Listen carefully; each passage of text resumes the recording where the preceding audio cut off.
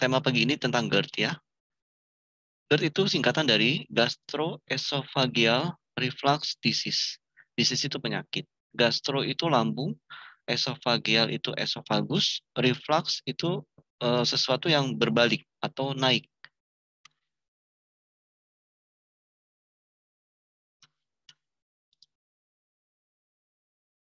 Nah, ini kita dasarnya kita lihat dulu ya secara anatomi pencernaan manusia. Ini gambaran anatomi secara garis besar yang kami tampilkan. Ini secara garis besar aja ya, tidak terlalu mendetail. Jadi pencernaan kita dimulai dari mulut ya. Ini lidah, mulut masuk ke kerongkongan. Di kerongkongan kita ini saluran terbagi menjadi dua. Yang satu masuk menuju saluran pencernaan. Di sini ada perbatasan masuk ke saluran nafas. Nah, perbatasan antara saluran nafas dan saluran pencernaan ini ada klepnya Bapak Ibu. Dia akan melakukan buka tutup. Sehingga ketika kita bernafas, ya, ini dia akan menutup untuk saluran pencernaan. Tapi ketika kita berbicara atau makan, kita menelan, dia akan menutup untuk arah ke saluran pernapasan. Gitu. Sehingga kalau kita sedang makan lantas berbicara, bisa mengalami risiko tersedak. Kenapa? Karena klep ini ada yang terbuka, yang harusnya dia menutup saluran napas untuk kita menelan, karena kita berbicara dan berbicara itu membutuhkan kita akhirnya jadi bernafas, klepnya jadi terbuka malah masuk ke dalam organ pernapasan dan jadi tersedak. Nah ini yang fatal. Nah ini ke saluran cerna ya, ini esofagus dan itu ke arah lambung. Ini nanti jalannya ke arah lambung. Nah ini lambung kita, ini esofagus, ini liver. Ya, ini liver atau hepar ya. Kemudian ini empedu Bapak Ibu ya. Ini paru-paru kita. Ini limpa. Ya, ini usus besar, ini usus kecil. Nah, ini secara garis besar gambaran saluran pencernaan kita ya. Nah, lambung kita lihat dalam bagian besarnya. Ini esofagus ya, ini kardia ya. Ini tubuh badan lambung ya. Terbagi menjadi 3 lapis ya. Ini bagian lapisan longitudinal ototnya, kemudian otot sirkuler ya, yang dia melingkari dinding lambung ya. Kalau longitudinal itu dia memanjang ya, dan yang oblik, ototnya yang melintang namanya oblik ya. Ini jadi dinding lambung itu ada 3 lapis otot ya. Ini dari bagian dalam mukosa dari lambung ya. Kita mulai dengan apa sih GERD gitu. Nah, GERD itu terjadi karena asam lambung atau isi dari lambung kita naik kembali ke esofagus. Disebut sebagai mengalami reflux atau balik. Sehingga seseorang akan mengalami rasa panas di dada dan mulut serta terasa pahit. Jadi dadanya tuh rasa panas ya. Kalau ini asam lambung dia naik ke sini, dada kita akan terasa panas seperti heartburn gitu. Normalnya ke dinding lambung itu ini ada otot sphincter, ini esofagus. Otot sphincter ini dia akan menutup sehingga cairan asam lambung itu tidak akan naik ke atas. Pada GERD, sphincter atau otot yang bertanggung jawab untuk menutup ini melakukan sistem buka tutup, dia tidak melakukan fungsi dengan baik sehingga asam lambung itu naik ke atas. Disebut sebagai gastric reflux. Ya, yang ini yang normalnya dia menutup melalui otot sphincternya, namanya sphincter esofagus. Nah, ini dia nggak mau nutup sehingga asam lambung keluar. Nah, ini kalau kita perbesar gambarnya kira-kira seperti ini Bapak Ibu ya. Ini lower esophageal sphincter. Nah, ini maksudnya ini esofagus ya, lower itu bagian yang bawah, ini sphincter ya, ini ototnya, otot sphincternya. Nah, ini yang kuning ini asam lambung, dia naik ke atas, naik ke esofagus dan menyebabkan iritasi pada saluran esofagus. Esofagus itu saluran pencernaan yang menuju ke lambung. Nah, ini secara normal dia menutup Bapak Ibu. Pada GERD, dia nggak bisa menutup dengan sempurna, dia naik seperti yang tadi ya. Asam lambung naik ke kerongkongan, nah, sphincternya atau kaptupnya itu terbuka. Penyebabnya apa sih GERD? Ya, penyebabnya itu karena ototnya ini lemah. Yang harusnya dia kuat menutup, mencengkram, ya menutup itu. Nah itu dia lemah, jadi dia gagal relaksasi dari lower esophageal sphincter. Jadi dia gagal untuk menutup. Atau otot yang berbentuk cincin yang bertugas mengatur proses buka tutup klep ini rusak. Secara normal, klep menutup saluran kerongkongan setelah makanan masuk ke lambung. Jadi makanan masuk ke lambung, normal tek dia langsung nutup ini. Sehingga bila otot ini lemah, klep ini akan tetap terbuka. Jadi kalau ini ototnya di dalam sini, kalau dia lemah, ya dia lemah, maka klep ini akan terbuka dan membuat asam lambung naik ke atas. Penyebab lainnya yaitu GERD, selain lemahnya otot, penyebab lainnya yang pertama, karena meningkatnya asam lambung. Nah, makanan-makanan yang meningkatkan asam lambung ya atau minuman itu yaitu kopi, alkohol, coklat, kemudian makanan yang digoreng, saus tomat, serta bawang putih dan bawang merah. Ini adalah golongan makanan yang bisa meningkatkan asam lambung yang pada orang tertentu bisa mencetuskan terjadinya GERD. Nah, bagi saudara-saudara kita yang berpuasa, Bapak Ibu, hindari sementara ini ketika sedang makan sahur, kopi ya, ya alkohol ya saya percaya ya karena di umat muslim tidak boleh minum alkohol ya, jadi jarang mungkin hampir tidak ada ya, kalaupun ada mungkin jarang sekali ya yang minum alkohol. Coklat nih, ketika sahur mau minum apa coklat panas jangan nanti aja ya malam sesudah makan nasi ya. Jadi sesudah sholat isya, sesudah makan nasi baru mulai minum coklat panas atau mau makan coklat batangan silakan ya. Sebaiknya jangan pada saat sahur karena dia akan meningkatkan asam lambung. Kemudian makan-makan yang digoreng. Nah, usahakan ketika sahur makanannya kalau bisa yang direbus atau dikukus. Tapi dok, adanya nasi, ada sayur-sayur, ayam goreng, ya sudah nggak apa-apa. Usahakan makanan yang digoreng ini maksudnya adalah makanan yang banyak minyak gorengnya. Contohnya gorengan seperti jajanan gorengan, pisang goreng ya, tahu goreng ya, yang dia menyerap banyak minyak. Nah, ketika makan sahur atau yang tidak sahur pun ya, dan memiliki riwayat sakit mah, ini mesti dikurangi. Kalau bisa jarang-jarang aja atau di stop. Saus tomat. Nah, ketika sahur ada ayam fried chicken, waduh pakai saus tomat enak nih. Ya, ayamnya dimakan tapi saus tomatnya tidak dulu ya. Kemudian kurangi bawang putih dan merah karena ini semua akan meningkatkan asam lambung. Kedua, kebiasaan. Tadi makanan-makanan. Faktor penyebab lain selain lemahnya otot sphincter, ya faktor lainnya adalah kebiasaan yang bisa memicu reflux, yaitu apa? Merokok. Nah, nanti kita bisa diskusi pada sesi tanya jawab. Kenapa kok merokok bisa memicu reflux? Apa hubungannya? Kemudian kebiasaan mengkonsumsi makanan 3 jam sebelum tidur. Loh, dok, aku habis sahur ya, ngantuk, tidur lagi. Itu bisa memicu GERD nggak? Bisa. Kenapa? Karena belum 3 jam kita sudah tidur. Kemudian kebiasaan yang memicu reflux adalah mengurangi porsi makan. Biasa makan 1 piring, ini makannya setengah piring aja atau sepertiga piring karena aku pingin diet. Nah, jangan ya, kalau bisa porsinya berkurang sedikit secara bertahap, jangan langsung drastis. Kalau mengurangi porsi makan secara drastis itu bisa memicu reflux. Nah, lantas kita cari lagi penyakit-penyakit yang menyebabkan terjadinya reflux atau ototnya ini jadi lemah. Yang harusnya si otot ini tugasnya dinutup. Sistem buka tutup ini tidak bisa terjadi dengan baik karena ototnya melemah. Bisa juga Bapak Ibu disebabkan oleh penyakit-penyakit lain atau gangguan kesehatan lainnya. Ya, kebiasaannya udah bagus ya. Dok, saya makan sahurnya jam 3. Oke, bagus ya. Terus saya tidur lagi jam 5. Ya, kurang lebih hampir 2 jam kan? Ya, nggak apa-apa. Itu masih lebih mending ketimbang habis makan dalam waktu 20 menit langsung tidur. Nah, itu bisa memicu GERD. Kemudian penyakit-penyakit apa aja sih yang bisa memicu lemahnya si otot sphincter ini ya? Yaitu obesitas pada orang gemuk ya. Usahakan Bapak Ibu jaga jangan sampai dirinya mengalami obesitas.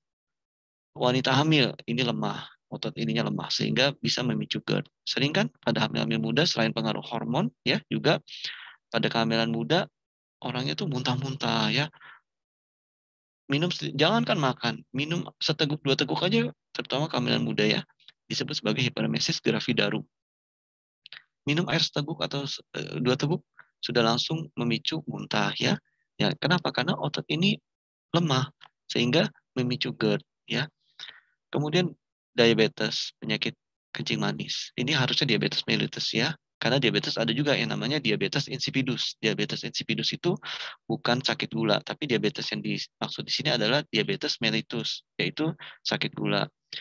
Keempat adalah hiatus hernia yang menyebabkan dinding lambung naik ke atas sehingga tidak ada bagian yang menyekat ini. Jadi sebagian dari dinding lambung itu jebol ke atas. Hernianya bukan ke bawah tapi ke atas. Ya, nanti kita lihat videonya bersama. Apa sih hiatus hernia? Kemudian skleroderma. Skleroderma ini kelainan penyakit kulit Bapak Ibu. Jadi sakit kulit ya yang bisa memicu terjadinya suatu GERD. Nah, ini penyakit-penyakit ini bisa memicu lemahnya klep ya dan pada akhirnya akan terjadi GERD. Nah, ini yang tidak bisa menutup sempurna, ini otosfinkternya. Kalau diperbesar gambarnya seperti ini. Stomach ini lambung. Acid ini zat asam yang berada di dalam dinding lambung. Umumnya orang-orang GERD Bapak Ibu ya mengeluhkan satu atau sebagian atau bahkan semua dari 9 yang kami sebutkan di bawah ini ya. Pertama, sensasi terbakar di dada yang terkadang menjalar ke kerongkongan. Aduh, dadaku kok panas ya, terus leherku kok kayak panas-panas gitu ya. Suaraku juga jadi serak ya. Aduh, kok dada panas ya. Nah, itu GERD, Bapak Ibu ya. Pokoknya kalau ada gitu curiga GERD, tanya, tadi makan coklat nggak? Gitu, langsung jadi seperti dokter. Nggak apa-apa, kan tujuannya buat nolong. Ya, eh, oh iya tadi aku makan coklat. Tadi makan coklat? Enggak. Terus makan apa? Makan gorengan aja pakai saus tomat. Nah, kan tadi udah disebutkan ya, makanan-makanan yang memicu GERD. Langsung Bapak Ibu berpikir, jangan-jangan ini GERD. Gitu. Yang kedua, rasa asam atau pahit di mulut. Nah, keluarnya mulut pahit nih. Tenggorokan kering. Kenapa mulutku pahit ya? Terus dada tuh kayaknya rasanya panas ya. Nah, itu GERD. Nyeri dada. Nah, nanti kita belajar sama-sama membedakan nyeri dada GERD sama nyeri dada pada sakit jantung. Ya, dadaku sakit ya, nyeri ya. Terus kok kayak panas ya. Nah, nanti kita bedain. Kalau ada yang mengeluhkan begitu, Bapak Ibu harus berpikir yang antara GERD atau serangan jantung. Nanti ada bedanya. Kedua, sulit menelan. Ya, kalau menelan itu susah. Coba kasih aja permen, apa makanan kecil ya, kue atau sushi, ya, atau makanan yang bisa cepat dimakan kue gitu. Begitu dia susah nelannya, nggak enak tenggorokannya panas, dadanya juga panas, jangan saya radang nih, dadanya juga panas. Nah, itu pokoknya kalau ada bahasa dada panas, nah itu GERD, ya, curiga GERD. Kadang ada mual dan muntah. Kemudian bau mulut ketika berbicara, mulutnya tuh baunya bau mulut kering, ya. Kemudian kesulitan bernafas. Yang berikutnya batuk kering berkepanjangan. Kenapa bisa terjadi kesulitan bernafas? Karena dengan naik asam lambung, ya, dia bisa sampai ke naik naik terus ke atas ya, bahkan dia bisa sampai ke saluran nafas ya. Nah, itu dia bisa mencetuskan asma GERD ini. Bagi orang-orang yang punya asma, kalau yang tidak punya riwayat asma itu tidak ya, tapi artinya mengiritasi saluran pernapasan. Si asam lambung yang naik ke atas ya, di anatomi tadi ya kita udah belajar ya, dari lambung, kerongkongan naik ke atas, dia akan sampai di perbatasan antara eh, saluran cerna dengan saluran napas. Dia bisa bisa tumpah ke sana dan itu dia bisa memicu iritasi di saluran pernafasan dan bisa menyebabkan gangguan pernafasan sehingga menyebabkan kesulitan bernafas. Berikutnya batuk kering berkepanjangan, batuk terus tapi nggak ada lendirnya. Itu bolak-balik beli obat batuk ke mana, ke apotek ya, ke farmasi. Curiga GERD, Bapak Ibu.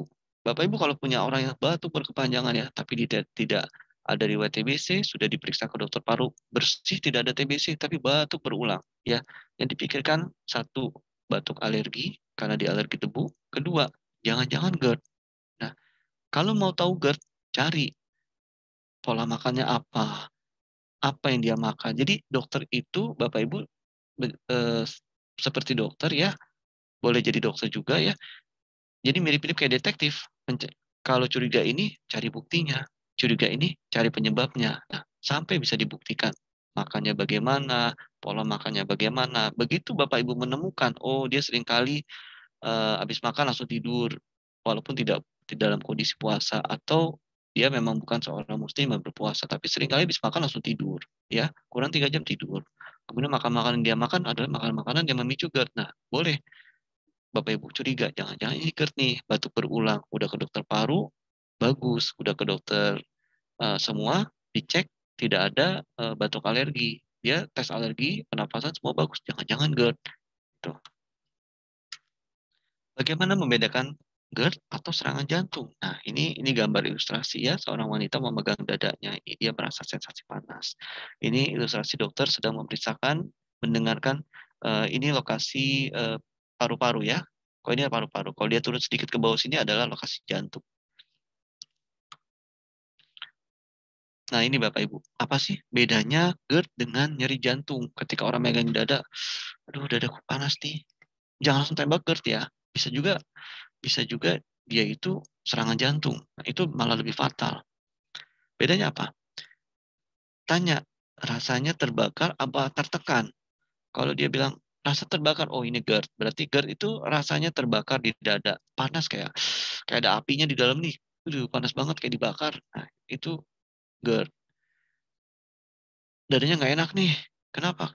Kayak ditekan, kayak diremes-remes dalamnya. Nah, hati-hati, itu jantung. Langsung bawa ke rumah sakit yang memiliki fasilitas jantung. Kalau di Jakarta udah nggak usah kemana-mana, langsung harapan kita.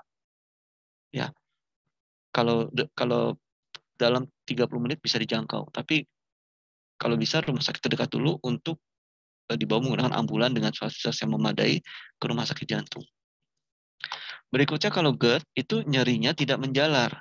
Kalau jantung ya nyerinya menjalar Bapak Ibu. Tanya lagi, sakit dadanya kayak diremes-remes sampai ke belakang nggak? Tembus nggak? Iya, sampai ke punggung nih. Terus apa? Kok tangan rasanya kram ya? Aduh, tangan tuh kayak kaku ya, kayak nggak enak gitu deh, kayak kayak pegel. Nah itu hati-hati, itu serangan jantung Bapak Ibu ya. Nah kalau GERD dia nyeri dada doang, nggak ada tembus ke belakang, tangannya nggak ada kram-kram, tangan kiri maksudnya ya. Itu beda yang kedua. Beda yang ketiga ya, kalau GERD itu nyerinya sehabis makan. Kemudian begitu dia berbaring bertambah nyeri ya. Kalau serangan jantung nyerinya timbulnya tiba-tiba. Ya bisa lagi kerja tiba-tiba gitu. Atau lagi aktivitas, angkat-angkat buku, ya naruh buku ke atas lemari, ya, atau sedang rapat, sedang presentasi tiba-tiba megang dada. Nah, sedang beraktivitas ringan maupun berat, timbul nyeri dada. Hati-hati, itu serangan jantung. Kalau GERD, ya, dia habis makan nyerinya. Kemudian Bapak Ibu kasih obat mah. Obat mah itu antasida yang paling umum dijumpai ya. Obatnya warnanya bentuknya tablet, warnanya hijau. Ada juga antasida sirup ya, dia warna putih. Ada juga antasida dengan merek-merek dengan tertentu dengan logo dan warnanya dominan hijau ya. Dengan nama paten yang biasa ditemui di minimarket atau di warung ya. Kalau di Bapak Ibu kasih itu dan dia tunggu kira-kira setengah jam, enakan yang tablet dikunyah kasih dua, mendingan agak enakan sih, agak mulai adem. Nah itu berarti dia GERD. Tapi kalau dikasih obat mah enggak, masih iya sakit dadanya gimana? Aduh kayak ditekan nih, nggak enak. Nah itu jantung ya. Kalau ini beda, kalau GERD cukup cari beberapa bagian ini aja. Kalau sama sekali tidak ada nyeri dada, tidak ada yang dari bagian-bagian itu udah curiga serangan jantung ya. Jadi Bapak Ibu di sini udah bisa secara singkat mendiagnosa seorang yang GERD ya, dan itu sangat membantu walaupun nggak harus jadi dokter dulu ya. Tapi Bapak Ibu itu bisa sangat membantu. Kenapa? Bisa dari sisi time ya. Serangan jantung itu sangat tertolong bukan karena fasilitas atau bukan karena dokter yang ahli dan terhebat di dunia, tapi pertolongan pertama yang tepat dan cepat itu yang akan menyelamatkan pasien.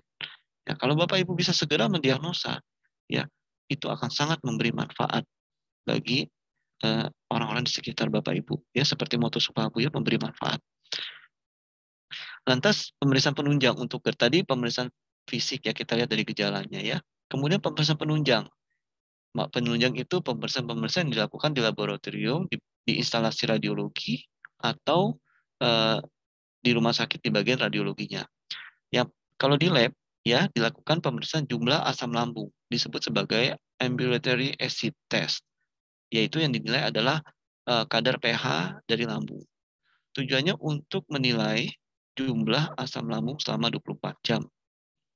Namanya pemeriksaan ambulatory acid test atau bahasa Indonesianya periksa jumlah asam lambung lah, udah gitu gak bahasa gampangnya ya. Karena saya bahasa Inggrisnya nggak jago ya.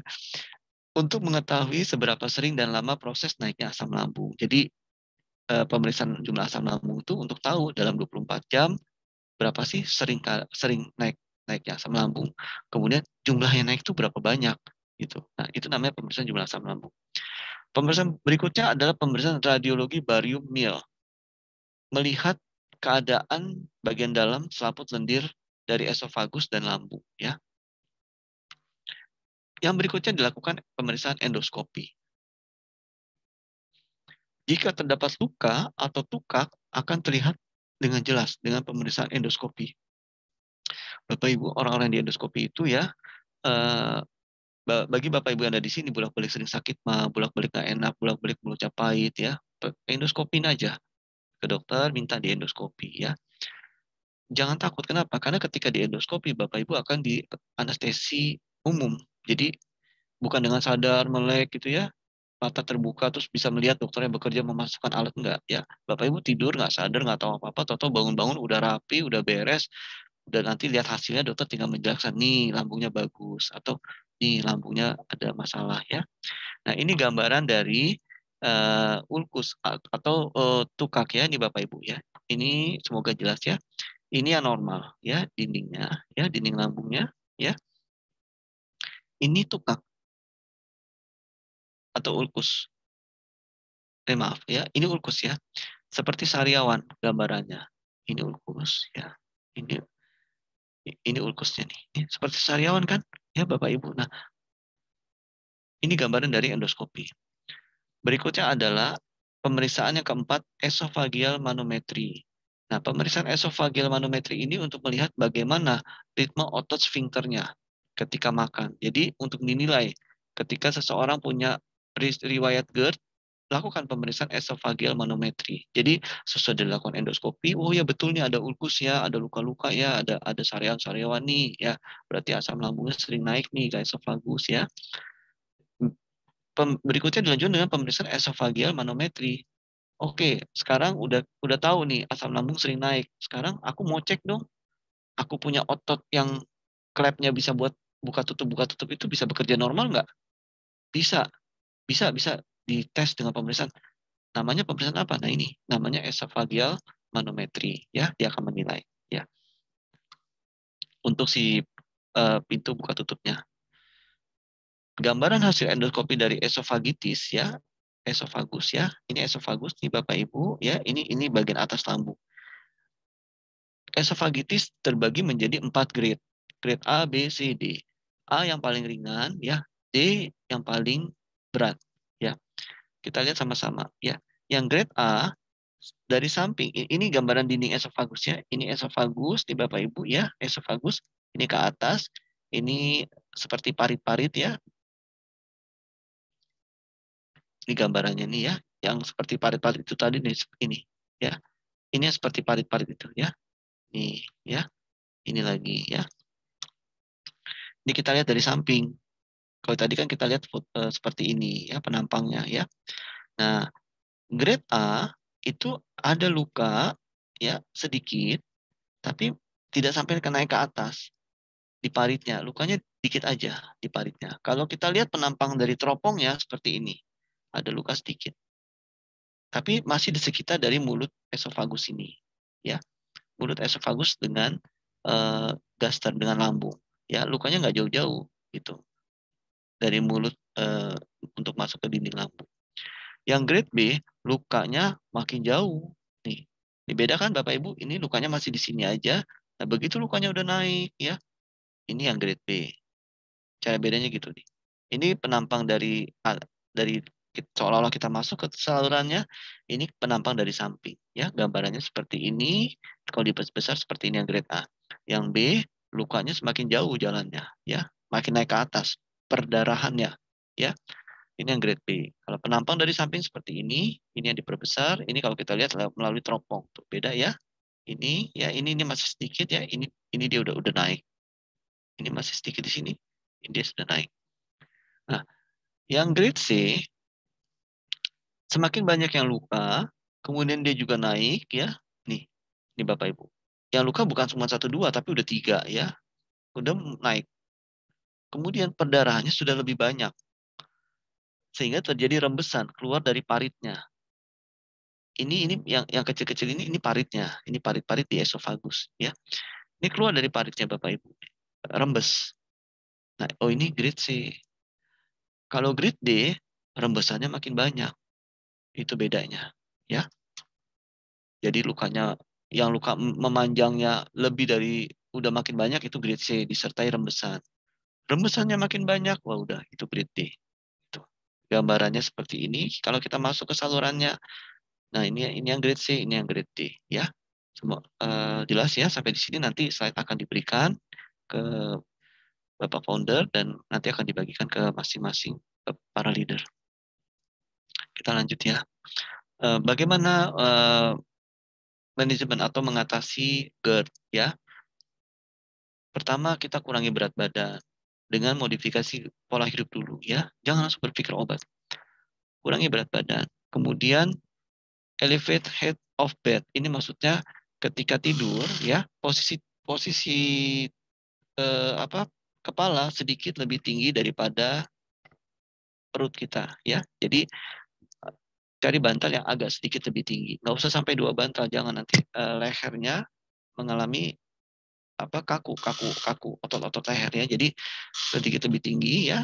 Jadi gak bantalnya atau di leher agak di bawah leher di pundaknya tambahin bantal sedikit, bantal kecil, bantal bayi. Jadi atasnya bantal agak tinggi di kepala kita, nah yang di pundak kita ya, yang di leher kita masukin bantal bayi. Jadi tidak terlalu nekuk seperti ini ya, tapi posisi agak tinggi begini. Begitu Bapak Ibu ya. Stop merokok ya, karena merokok itu bisa memicu lemahnya otot dari sphincter esofagus yang berfungsi sebagai pengatur sistem buka tutup supaya asam lambung tidak naik ke atas. Kemudian mengurangi ya makanan-makanan yang merangsang asam lambung ya, avoid reflux promoting agents ya. Jadi bagi makanan-makanan yang merangsang asam lambung. Contohnya alkohol ya, kopi ya, kafein ya. Kemudian beberapa makanan-makanan lainnya ya, coklat, seperti tadi disebutkan bawang putih, bawang merah ya, gorengan ya. Berikutnya eat small meals ya, modifikasinya eat small meals, no late meals dan reduce fat. Eat small meals maksudnya makanlah makanan-makanan yang jangan besar-besar ya, makanan-makanan ringan maksudnya. Maksudnya snack-snack ya, sering ya, tapi nggak usah banyak-banyak ya. No late meals. Kalau sudah waktunya makan, jangan telat-telat banget ya. Waktu makan jam 12, makan siangnya jam 3, jam setengah 4, jangan ya. Nanti itu bisa memicu GERD. Makan siang umumnya jam 12, umumnya ya. Telat-telat dikit ya, sudah setengah 2. Maksimalkan jam 2 deh. Gitu. Sebenarnya setengah 2 itu udah maksimal ya. Toleransi lagi jam 2. Jangan lewat dari jam 2. Kalau mau lebih bagus sebelum jam setengah 2 udah makan siang ya. Nah ini adalah modifikasi perbaikan pola hidup kita untuk mencegah GERD Bapak Ibu. Kemudian makan makanan yang perlu dihindari oleh orang-orang yang menderita GERD. Ya, ini sepertinya bahasa Malaysia ya, 7 makanan yang perlu dielak oleh pesakit GERD ya. Coklat, kafein ya, saus tomat ya, alkohol ya, jarang ya dari kita, budaya Indonesia jarang ya yang minum alkohol ya. Makanan yang berkarbonasi, minuman berkarbonasi itu contohnya bersoda ya, minum-minuman yang bersoda ya dengan merek-merek tertentu ya. Kemudian buah-buahan yang tinggi asam, contohnya lemon ya, jeruk sunkist ya. High fat meats, daging-daging. Jadi kalau Bapak Ibu makan steak, pilihlah steak yang rendah lemak atau makan rendang ya, pilihlah dagingnya yang tidak ada lemaknya ya. High fat meats ya, contohnya nih ya, kalau makan steak yang sirloin, nah jangan pilih tenderloin atau bertanya pada petugasnya yang tidak ada lemaknya yang mana gitu ya. Kemudian ya, ini stop ya, nggak boleh ya. Bawang putih, juga keju ya. Sarapan pagi ataupun yang makan sahur, hindari makanan-makanan ini ya yang bisa memicu GERD.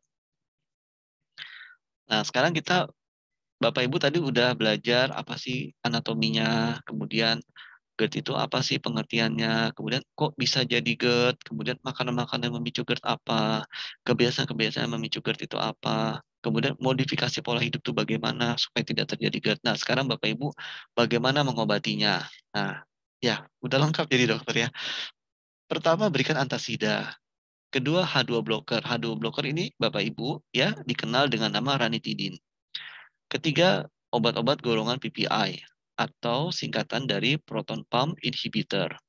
Obat-obat proton pump inhibitor yang ada di rumah Bapak Ibu itu yang namanya omeprazol, esomeprazol, lansoprazol ya, tulisannya omeprazole atau pakai Z ya, pakai zebra. Lansoprazole. Maaf, lanso pakai S, pakai Sierra, maaf, maaf. Lansoprazole. Nah, itu obat-obat golongan PPI. Kemudian pro prokinetic agent. Prokinetic agent itu yang dia mencegah lemahnya dari otot sphincter esofagus. Obat ini agak jarang ya, tapi seingat saya namanya cisapride ya. Umumnya dipakai di negara-negara barat ya, obat-obat cisapride. Cisapride. Kemudian operasi, kemudian terapi dengan endoskopi. Jadi teknik operasi menggunakan alat endoskopi ya. Ini skopnya masuk ya. Ini teknik untuk mengobati GERD ya. Dia tujuannya untuk memperbaiki dari sphincter otot esofagus ini ya. Ini ilustrasi gambar tindakan operasi yang menggunakan teknik endoskopi. Jadi ada 6 ya, terapi GERD ya. Jadi Bapak Ibu kalau ditanya leader Sopahabu, ditanya oleh membernya, kalau GERD mesti diapain? Oh, kamu harus kasih antasida. Punya nggak? Lihat obatnya. Bapak Ibu cari antasida tuh. Pokoknya obatnya yang kalau yang butiran, yang tablet, yang hijau-hijau ya, bulat-bulat hijau-hijau. Cari coba tadi rumah ada nggak? Ya. Kedua, yang cair antasida cair. Kalau nggak ada, beli di apotek ya. Yang berikutnya tanya punya ranitidin nggak? Gitu. Berikutnya ada omeprazol nggak? Gitu. Nah, kalau prokinetic agent ini agak jarang. Nah, nama obatnya cisapride ya. Kemudian operasi dan terapi endoskopi ya. Lantas bagaimana kalau dok sekarang kita itu kan tadi obat-obatan ya, drug atau medicine based on chemical ya, obat-obatan yang berbasis kimia, yang itu yang dipakai di dunia kedokteran, yang dipakai oleh para dokter, oleh para tenaga medis ya. Bagaimana dengan Bapak Ibu kalau mau menolong dengan herbal ya, yang berbasis dengan dari alami ya, based on natural ya. Ini ada supahabu, disebut sebagai supahabu alfa ya, memiliki kandungan albumin, kurkuma ya, dan satu lagi moringa untuk yang supahabu alfa ya. Albuminnya berasal dari ikan gabus, kurkuma, ekstrak kurkuma, dan ini ekstrak dari daun moringa ya. Daun moringa itu kalau kita kenal dengan daun kelor ya. Oleh WHO di mana daun kelor ini disebut sebagai tanaman ajaib karena itu belum lama ini negara tetangga kita ya, negara Australia besar-besaran memproduksi kapsul-kapsul untuk kesehatan yang isinya itu moringa. Ya, namanya keren ya moringa. Tapi kalau kita di Indonesia disebut daun kelor ya, pasti orang apa itu daun kelor? Itu sebenarnya manfaatnya besar sekali ya, karena Australia tetangga kita sedang mengembangkan ini ya untuk dan sedang meneliti ya, selain dikapsulkan ya secara besar-besaran, penelitiannya juga besar-besaran untuk apa? Untuk merubah ya obat-obatan yang berbasis kimia ya ke arah obat-obatan terapi yang berbasis alami. Kenapa? Untuk memberikan efek sampingnya. Contoh nih, obat-obatan yang berbasis kimia untuk diabetes ya, contohnya ya metformin. Metformin nggak salah, dia bagus. Dia mengendalikan gula darah, tapi tidak akan membuat gula darah menjadi drop. Nih Bapak Ibu harus ingat ya, metformin itu adalah obat anti hiperglikemik oral yang mana dia tidak akan menyebabkan hipoglikemik. Jadi nggak akan orang tuh minum metformin terus jadi drop gula darahnya. Tidak ya. Bagus kan? Bagus. Tapi jangka panjang ya, bukannya jelek ya, ya namanya sesuatu ada efek samping ya. Di jangka panjang, metformin itu bisa menyebabkan disfungsi ereksi ya. Kemudian sebagian orang bisa memicu terjadinya hipertensi gitu pada sebagian orang ya. Berikutnya bisa menyebabkan gagal ginjal, sakit ginjal ya. Fungsi ginjal menjadi menurun. Nah, maka itu orang yang diabetes setelah sekian tahun minum metformin, dokter akan memeriksakan urium kreatinin. Kenapa? Karena di jangka panjang ya metformin itu akan merusak ginjal. Saya bukannya menyalahkan metformin, bukan. Ini adalah efek samping. Kadang dokter itu diberikan suatu pilihan. Mengobati yang ini, tapi ada efek samping ke sini. Lebih ke sisi urgensi yang mana nih yang harus saya pilih. Gitu. Kalau nggak diobati gula darahnya, dia akan segera cepat menjadi komplikasi kemana-mana, matinya lebih cepat. Maksudnya risiko matinya ya, kematian tetap di tangan Tuhan ya. Dokter pun hanya berusaha ya, tetap tangan Tuhan yang bisa membuat yang fatal nggak jadi malah jadi sembuh, yang tampak baik-baik aja malah jadi fatal ya. Itu sering terjadi di rumah sakit. Itu Bapak Ibu. Jadi kembali ke sini ya, eh, udah akhirnya orang berpikir dengan tadi metformin tadi berpikir itu contoh ya.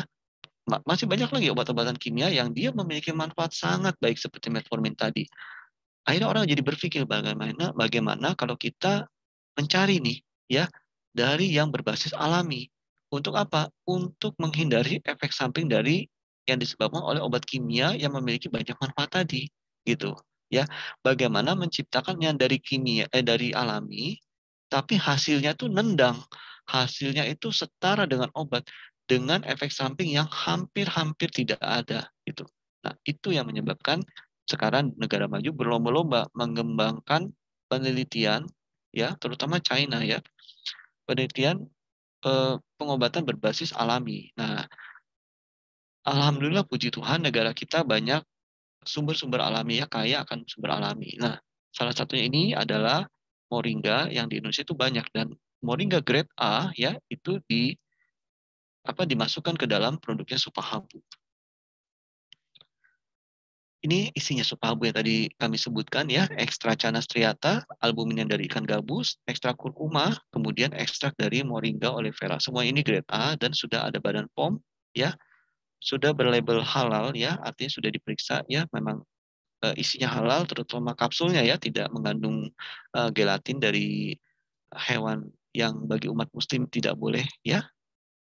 Misalnya dari babi ya, gelatin dari babi ya, ini tidak ya, ini kapsulnya sudah diperiksa ya halal ya, berbasis dari alami. Kemudian oleh TQ Medical Journal ya, Supabu alfa ini diteliti Bapak Ibu ya di Jepang mengenai efektivitasnya. Dari tim peneliti Supahabu, pabriknya Supahabu yaitu tim peneliti Nucleus Pharma ya yang memproduksi Supahabu ya, bekerja sama dengan tim peneliti Jepang mengirimkan sampelnya tahun 2021 ya. Selesai penelitiannya, disebutkan bahwa Supabu alfa ini sangat efektif dalam membantu pengobatan pasien-pasien COVID-19 ya. Jadi kita patut bisa tenang nih ya, coba Supabu datangnya dari waktu si COVID baru keluar ya. Jadi kita bisa tahu ya, tapi nggak apa-apa ya. Yang penting sekarang sudah ada ya. Isinya itu albumin. Hubungannya dengan GERD apa? Ini Bapak Ibu. Asam lambung itu kan berarti kalau ketika dia berlebih memicu GERD, berarti kadarnya itu sangat asam.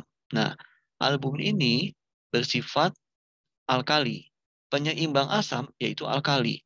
pH albumin itu 7,4 ya, sehingga dia bersifat sebagai buffer, menurunkan kadar keasaman asam lambung ya. Sehingga mengapa albumin pada Supabu alfa ini bisa membantu untuk mengobati orang yang mengalami GERD ya.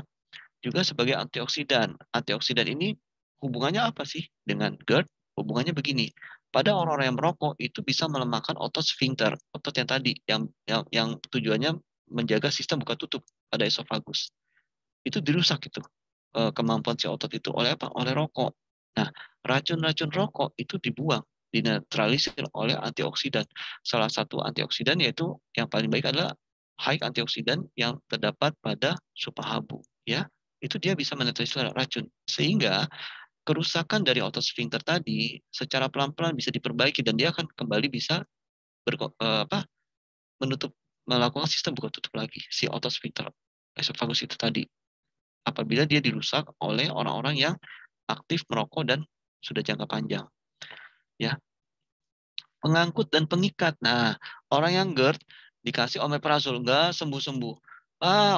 Nggak mempan tuh obatnya, nggak apa, ini dokternya nggak pinter nih ngasih begini. Nggak sembuh-sembuh saya. Kayaknya obatnya mahal. Dikasih Nexium. Ya, ada nama obat yang patentnya Bapak Ibu ya, itu sering dipakai pada orang sakit lambung di negara tetangga kita, terutama Singapura ya. Maksudnya Singapura ya.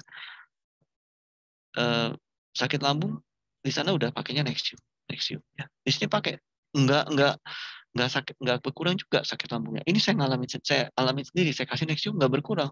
Gimana berkurang? Enggak dok, mahal-mahal nggak ada ngaruhnya tuh. Saya kayak diketawain. Langsung saya berpikir, oh gitu ya. Saya kasih Supahabu. Pak tambahin, ini apa lagi nih dok? Oh ini herbal. Ini saya harus bayar nggak? Ini saya kasih buat bapak. Coba deh. Gitu. Ini saya kasih buat 3 hari ya. S-omeprazole itu isinya dari Nexium ya. Saya sebutkan S-omeprazole aja ya. S-omeprazolnya lanjutkan Pak. Ya, ini Supahabu Alfa Bapak tetap minum ya. Supahabu Alfa saya kasih Bapak free. Tapi cuma untuk 3 hari karena saya nggak punya banyak ya Pak. Oh baik dok, baik ya. Diminum Pak. Kalau udah Bapak enakan kasih tahu saya ya. Oke dok ya. Nih Bapak Ibu ya. Saya tanyain terus Bapak pasien itu, Pak udah diminum belum? Belum dok Pak, diminum Pak. Nanti bagus deh. Itu dia membantu supaya obatnya maksimal penyerapannya. Oh gitu dok ya. Iya. Oh baik dok. Habis dokter cuma bilang herbal-herbal sih. Iya, iya Pak. Itu fungsi buat itu. Diminum Bapak Ibu ya. Kurang dari 3 hari ya sembuh. Jadi Supahabu dia minum bareng esomeprazole atau nama nama patennya saya sebutkan aja ya. Nexium ya, atau omeprazole ya. Apa sebenarnya nggak harus Nexium sih. Yang generik pun juga bisa bagus ya kalau dia sistem pengangkutnya bagus. Langsung dalam 2 hari, dok, iya dok, enakan dok. Saya ini aja deh dok, ya saya nggak usah minum yang mahal-mahal deh. Kok saya malah sembuh ya, gitu. Kenapa? Kenapa Bapak Ibu? Ya itu tadi, ya albumin pada Supahabu dia mengangkut dan mengikat obat, molekul obat secara maksimal dibawa ke sel lambung, dibawa ke sel lambung yang tujuannya mengeluarkan asam lambung. Esomeprazole itu cara kerjanya dia akan menghentikan pengeluaran asam lambung. Pabriknya yang menghasilkan asam lambung, pabriknya disuruh berhenti dulu oleh si PPI atau esomeprazole tadi atau omeprazole. Nah, bagaimana sih supaya si omeprazole itu bisa efektif bekerja, efektif diangkut, efektif berjalan? Nah, ini harus diberikan tambahan albumin ini. Gitu. Nah, itu yang saya pikirkan. Saya malu juga sih waktu saya kasih obat yang mahal tadi, kayak sedikit dinyek. Padahal mahal dok ya. Nggak sembuh juga tuh dok. Saya kayak diketawain. Saya langsung mikir, oh baiklah dalam hati saya. Saya kasih supaya benar sembuh ya. Semoga pengalaman ini bisa ini tukar pengalaman ya. Pasti Bapak Ibu juga akan banyak pengalaman nanti bagi ke saya juga ya. Oh dok saya kasih ini dok sembuh dok gitu ya. Nanti kita saling berbagi ya. Nah itu Bapak Ibu pengalaman dalam memberikan Supabu Alfa pada pasien yang mengalami GERD. Nah, ini review jurnal yang berkaitan dengan fungsi-fungsi albumin ya. Nanti bisa dibaca ya. Kemudian isi berikutnya selain albumin adalah kurkuma ya. Kurkuma itu santorizol ya. Dia sebagai anti kanker. Nah, eh, GERD yang berlangsung terus-menerus itu bisa memicu kanker loh Bapak Ibu. Kanker apa? Kanker esofagus. Kenapa bisa terjadi? Nanti kita lihat videonya. Ya. Kemudian dia mengobati infeksi bakteri maupun fungi ya, atau disebut kalau orang bahasa Inggrisnya fungi ya. Bakteri yang terdapat pada lambung yang sering menyebabkan orang-orang tuh sering sakit mas, sering sakit mas, sering sakit mas, itu namanya bakterinya Helicobacter pylori. Nah, kalau kita rajin minum kurkuma, kurkuma ini akan mereduksi, dia akan mengurangi, mematikan jumlah bakteri Helicobacter yang berada di dalam lambung. Berikutnya juga sebagai obat anti peradangan. Kita lihat tadi ya, gambar endoskopi yang ada ulkus ya, tadi ada peradangan pada lambung. Nah, itu bisa diredakan dengan kurkuma ini ya. Ini agak lama ya. Saya kupas kenapa sih harus pakai Supahabu?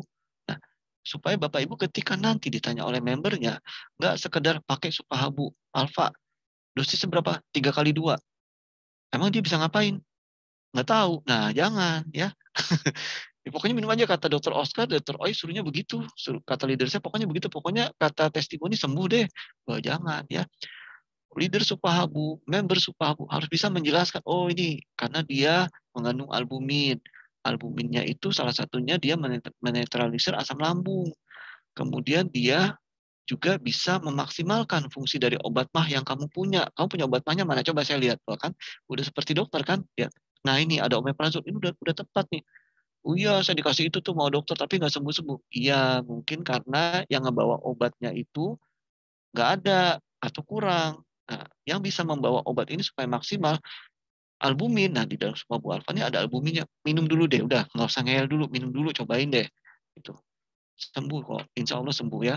Atau kalau ini ya, kok coba minum dulu deh, jangan berdebat dulu. Ternyata sembuh. Nah, efeknya akan luar biasa. Bapak Ibu akan dipercaya gitu. Nggak sekedar menawarkan, tapi mengerti. Oh, jalannya bagaimana gitu ya. Berikutnya, nah ini moringa ya.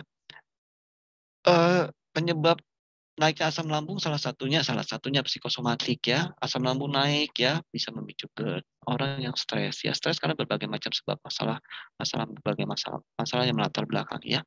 Nah, ini dia moringa ini salah satunya bisa sebagai antidepresan. Antidepresan yang tidak menyebabkan ketergantungan, yang tidak menyebabkan otak menjadi lemot ya. Nanti ini bisa dibaca lagi ya. Ini banyak bisa memperbaiki konstipasi nih Bapak Ibu ya. Yang tidak tiap hari buang air besar. Siapa? Coba. Nah, minum moringa ini ya. Ini ada di dalam Supabu Alfa ya. Nanti bisa dibaca lagi. Kalau saya sebutkan satu persatu nanti waktu terlalu lama ya. Nanti bisa dibaca pelan-pelan ya. Oh, ini masih sama ya yang tadi ya. Perkembangan obat modern dengan bahan dasar alami ya. Jadi kenapa Supabu kok isinya kenapa nggak moringa aja? Kenapa nggak isinya cuma kurkuma aja? Kok nggak albumin aja dok? Ya lebih baik adalah poliherbal. Kenapa? Supaya memperbaiki suatu kondisi penyakit dari berbagai sisi. Ibaratnya kayak dikepung. Ya contoh nih, sebuah rumah di dalamnya ada teroris. Masuknya lewat depan, terorisnya kabur lewat belakang. Tapi kalau dikepung dari depan, kanan kiri belakang dari atas dikepung dari helikopter mau kabur kemana ya gali-gali tanah nggak sempet ya cuma waktu hitungan detik nggak keluar di bom gitu ya nah kira-kira seperti itu bahasa ngebayangin yang paling gampang ya jadi saya waktu kuliah tuh bayangin kalau dosen ngomong tuh bayangin jadi biar ingat ya tuh jadi polyherbal ya tujuannya dimasukkan beberapa satu atau dua atau lebih dari dua macam herbal tujuannya untuk memperbaiki suatu penyakit dari berbagai aspek, dari berbagai sisi, memperbaiki selnya, ya, kemudian memperbaiki kadar gulanya, memperbaiki kadar kolesterolnya, yang itu semua nanti pada ujungnya akan memberikan kesembuhan lebih cepat. Karena tubuh kita tidak berdiri sendiri, jantung jalan sendiri, ya, usus, jantung, lu kan tujuannya memompa darah, gue nggak ada urusan ya, gue urusan pencernaan ya. Enggak, semua adalah berkolaborasi, merupakan suatu sistem yang saling berkaitan. Nah, karena itulah diciptakan poliherbal supaya mengobati suatu penyakit, suatu gangguan, nggak cuma dari satu sisi, tapi dikepung dari berbagai sisi, sehingga penyembuhannya lebih cepat, penyembuhannya lebih komprehensif, dan hasil yang didapat pun juga akan lebih baik. Ya, sekian Bapak Ibu ya, Supabu ini kalau bahasa Jepangnya mungkin arigato gozaimasu ya. Terima kasih atas waktunya Pak Surato. Saya izin untuk nonton film bersama. Apa masih memungkinkan? Silakan dok. Ya, ya, terima kasih.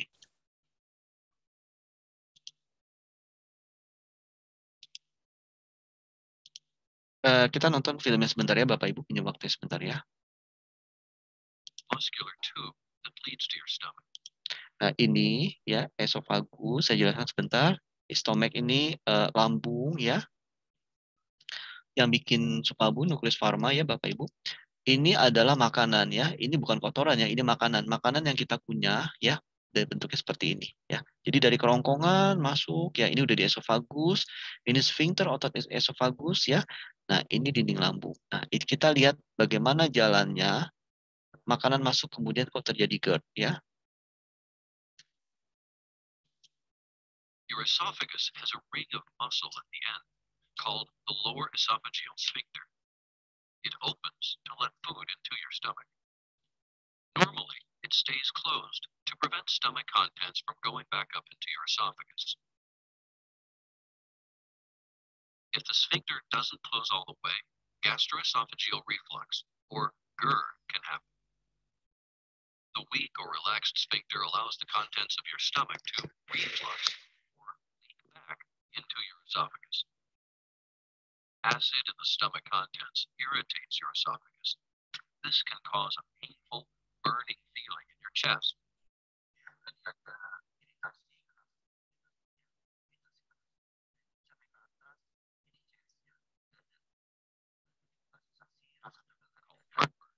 Or acid indigestion.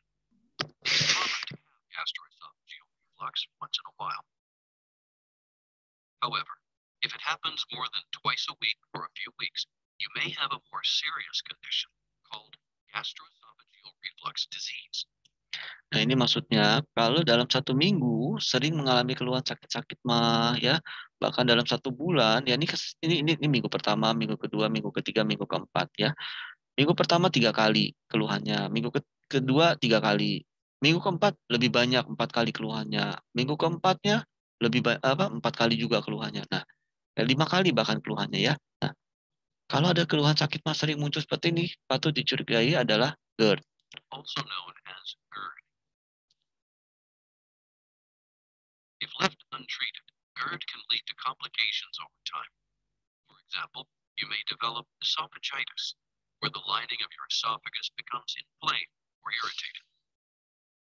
Your esophagus may become too narrow, which is a condition called esophageal stricture. GERD may cause you to breathe stomach acid into your lungs. This can lead to respiratory problems. Ini maksudnya ya asam lambungnya naik ya, itu seperti tadi saya ceritakan, naik ke atas ke perbatasan antara yang di kerongkongan ya, antara saluran napas dan saluran cerna ya, masuk dia ke saluran cerna, ini bronkus ya.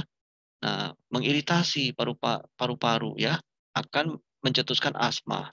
Such as asthma, chest congestion, hoarseness, wheezing, laryngitis, and pneumonia. Nah, chest congestion, makanya kalau ada orang bilang, "Dok, apakah GERD itu bisa memicu sakit jantung?" Bisa ya, karena asam lambungnya naik, masuk ke kerongkongan ya, masuk saluran napas, dia bisa mencetuskan chest congestion ya. GERD can also lead to a condition called Barrett's esophagus. In this condition, the cells lining your lower esophagus. Nah, ini dinding esofagus kita, kalau kita lihat dari samping, normalnya seperti ini.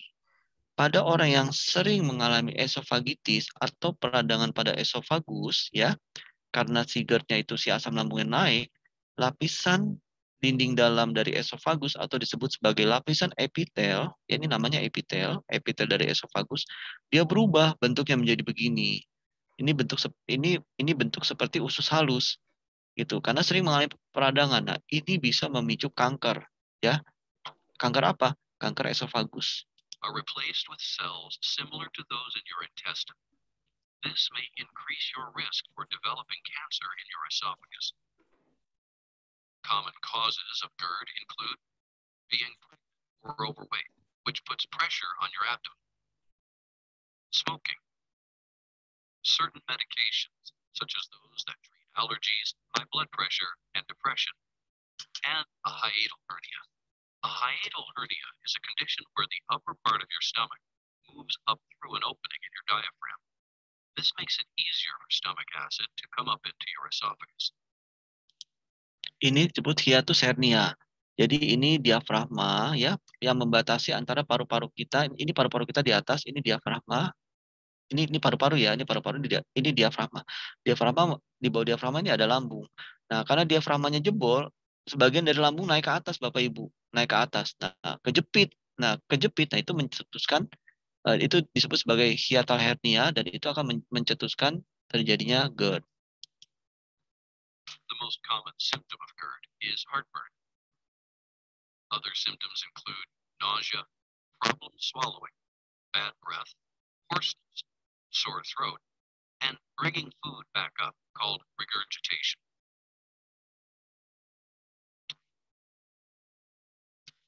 Sekian, terima kasih Bapak Ibu ya.